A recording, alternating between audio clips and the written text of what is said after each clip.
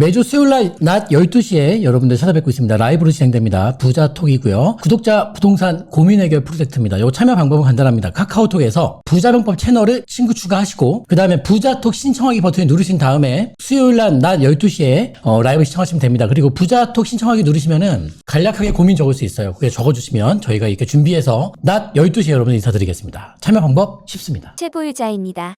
목동 11단지 수원 현대아파트. 목동 11단지는 19년에 임대사업 등록하고 현대아파트는 실거주 상태입니다. 목동 아파트 1년씩 세입자가 교체되어 5% 인상하였는데 부동산에서 상생 임대차 계약을 하면 어떻겠냐고 연락이 와서 상생 임대 계약을 하는 것이 좋은 거인지 여쭈어 봅니다. 항상 고맙고 감사합니다. 네, 사연 잘 보셨나요? 자, 아파트 두 채 보유하고 계시고, 네. 그다음에 이제 목동 11단지랑 수원에 지금 뭐 현대아파트 보유하고 계시다는데, 지금 이제 목동 11단지를, 이번에 이제 19년도에 이제 임대사업 등록을 하셔서, 아하, 들고 그래요? 계시다고 합니다. 그래서 이제, 19년도에 등록하셔가지고 이제 들고 계신데, 요거는 이제 이분이 뭐 계속 이제 임대를 놓고 이렇게 하고 계셨는데, 부동산에서 갑자기 연락이 온 거죠. 상생 임대차 계약을 하면 어떻겠냐. 아하. 이런 연락이 와서 아마도 이분이 이제 이건 제 예측이니까 틀려도 뭐라고 하지 마세요. 연세가 좀 있으실 것 같은데 그래요? 이제 상생 임대차 계약이 뭔지 잘 모르겠어서 이제 이런 걸 해도 되나 네. 해서 이제 질문을 주신 것 같습니다. 네네. 네, 그래서 이제 조금 제가 정리를 해드려야 될 것 같은데 일단 결론부터 먼저 말씀을 드릴게요. 목동 11단지 요거를 보유하고 계신데 이제 임대사업 등록을 하셨다고 하셨잖아요. 네. 임대 등록. 근데 여기는 19년도에 등록을 하셨습니다. 이제 부동산에서 얘기가 온 게 상생 임대차 계약을 쓰는 게 어떠냐라고 연락이 왔다고 했거든요.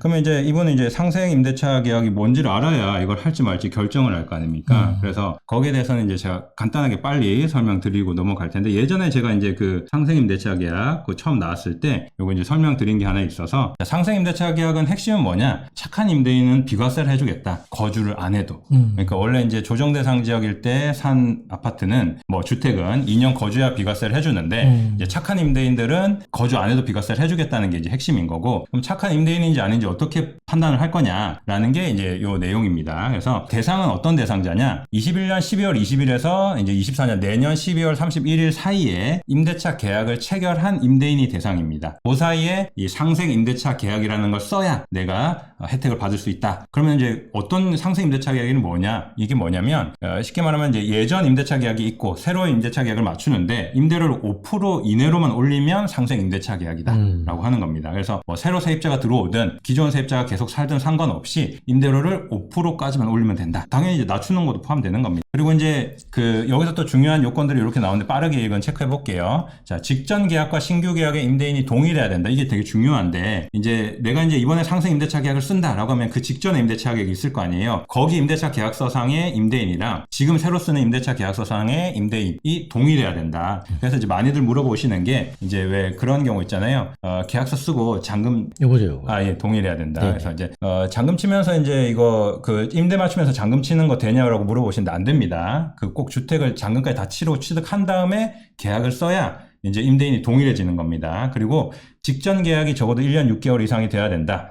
그리고 이제 그 상생 임대차 계약은 2년간 유지해야 된다. 그리고 계약갱신 청구권 세입자들 쓰는 거 그것도 상관없다. 그리고 이제 효과는 뭐냐? 아까 말씀드렸듯이 2년간 실거주한 것으로 인정해주기 때문에 비과세도 되고 장기보유 특별공제 추가 적용 같은 것도 받을 수 있다. 요걸 이제 너무 자세하게 설명드리면 시간이 많이 걸려서 제가 이렇게 체크만 했습니다. 나중에 이게 필요하신 분들은 편집된 영상을 보시면 좀 될 것 같고요. 어쨌든 그럼 이게 이제 상생 임대차 계약인데 결국에 이분은 그러면 이제 상생 임대차 계약을 쓰면 좋죠. 상생 임대차 계약을 쓰면 좋죠. 왜냐면 비과세를 받을 수 있으니까. 네네. 그리고 그러면 여기서 이제 추가되는 질문이 뭐냐면은 이 상생 임대인 제도라는 게 이 임대 등록한 주임사 등록한 분들한테도 적용이 되는 거냐?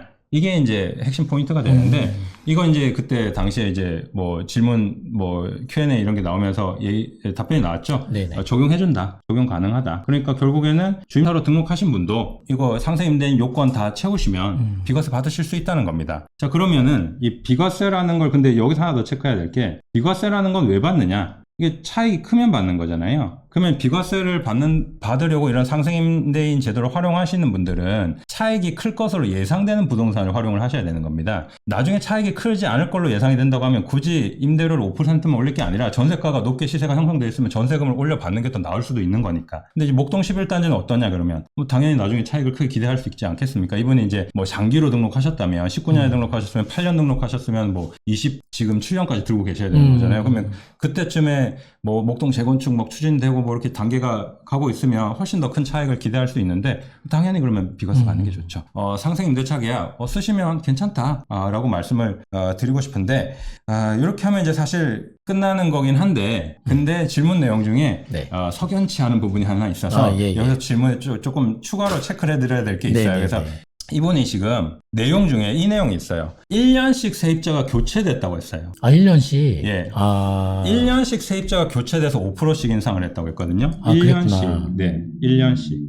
그러면 이분은 지금 1년짜리 계약을 계속 쓰셨다는 얘기거든요. 그렇죠. 근데 제가 아까 전에 이 영상 나중에 이제 돌려보세요. 녹화본. 상생 임대차 계약 요건 설명드린 것 중에 보면 직전 임대차 계약이 직전 1년 임대차. 6개월 이상이 돼야 된다고. 이상. 네. 제가 설명드린 내용이 있단 말이에요. 그러면 이분은 1년씩 세입자를 바꿨으면 지금 상생 임대차 계약을 쓰신다고 하면 직전 임대차 계약이 1년 6개월이 안 되잖아요. 그럼 상생 임대차 요건에 안 맞단 말이에요. 사실은 그러면은 이거 이제 이번에 상생 임대차 계약을 쓴다 하더라도 나중에 비과세 혜택이 안 될 수 있다는 얘기죠. 그렇죠, 그렇죠. 네. 그러면은 체크를 해봐야 이분은 되겠네. 이거 체크를 꼭 해보셔야 되고 사실 제가 아까 최초에 결론을 뭐라고 말씀드렸나요? 하셔도 되고 안 하셔도 된다. 상관없다. 그리고 여기다가 19년에 제가 별표를 쳐놨죠. 네, 여기에 반전이 있습니다. 네, 지금부터 반전을 설명을 드릴게요. 자, 뭐냐면은 자, 19년 12월 16일에 부동산 대책이 하나 나왔습니다. 이때만 해도 뭐 정부에서 뭐 세금 규제 엄청 그쵸, 하고 그쵸. 막 세금 혜택 다 없애고 이럴 때였잖아요. 네. 요 때가 되게 중요한데 이분이 만약에 19년 12월 16일 이전에 만약에 임대 등록을 하셨다면 네. 이분은 상생 임대차 계약이랑 무관하게 비과세를 받으실 수가 있습니다. 나중에 최종 1주택으로 매도하시면요. 이때 어떤 혜택이 있었냐면 양도의 현재 1세대 1주택자가 가진 주택이 만약에 임대 등록된 주택이면 네. 거주 기간 요건을 적용하지 않는 혜택이 있었습니다. 좋네요. 최종 1주택으로 파시는 주택이 임대 등록된 주택이었다면 네. 12월 16일 이전에 임대 등록한 주택이었다면 거주기간 2년의 제한을 두지 않는 굉장히 좋은 혜택이 있었죠. 이게 임대사업자 혜택 중에서 또 굉장히 좋은 혜택 중에 하나입니다. 좋네요. 이거 진짜 중요한 정보네요. 네. 근데 그래서 이거는 지금 이제 12월 16일 이전에 등록하신 임대 등록된 주택을 5%씩 규정 잘 지키시고 그쵸. 1년짜리 계약 쓰셔도 상관없습니다. 그거는 이제 상생 임대차 계약은 다른 거니까. 그쵸. 그래서 5%씩 잘 지키시고 나중에 최종 1주택으로 파시면은 거주 안 하셨어도 비과세가 된다는 얘기입니다. 그렇구나. 네. 그런데 이제 그 이후에 등록하신 분들 12월 16일 이제 지난 다음에 17일, 18일에 등록하신 분들은 상생 임대차 계약을 임대인 제도를 활용하셔야 되니까 그렇구나. 직전 임대차 계약이 1년 6개월이나 이런 거 다 따져보셔야 되는 거고 지금 이제 이분 같은 경우는 그런 걸 따질 필요가 없습니다. 그래서 제가 아까 전에 해도 되고 안 해도 된다. 상관없다라고 말씀을 드린 겁니다. 그래서 이분 같은 경우에는 이제 플랜을 짜면은 사실은 굉장히 간단해집니다. 수원에 아파트가 있잖아요. 네. 수원 아파트는 이제 거주주택 비과세가 가능하고요. 거주주택 비과세로 비과세를 받고. 네, 그렇죠. 비과세를 받고. 수원은? 네, 수원은 네, 이제 수원은? 이렇게 비과세를 받고, 그 다음에 목동은 이제 나중에 이제 1주택자로 네. 비과세 받고, 이러면 이제 훌륭한 세테크가 되는 거죠. 추가드릴 말씀은 세무 상담은 꼭 받으셔라. 소액 투자 무료 강의 부동산 세미나 안내입니다. 2023년 주목할 서울 빌라 유망 투자 전략이 궁금하신 분들은 매주 수요일과 토요일 오후 2시에 진행되고 있는 부동산 세미나를 신청해 보세요. 신청 방법은 02-888-8885 또는 네이버에서 박병찬 샵을 검색하시고 신청하시면 되겠습니다.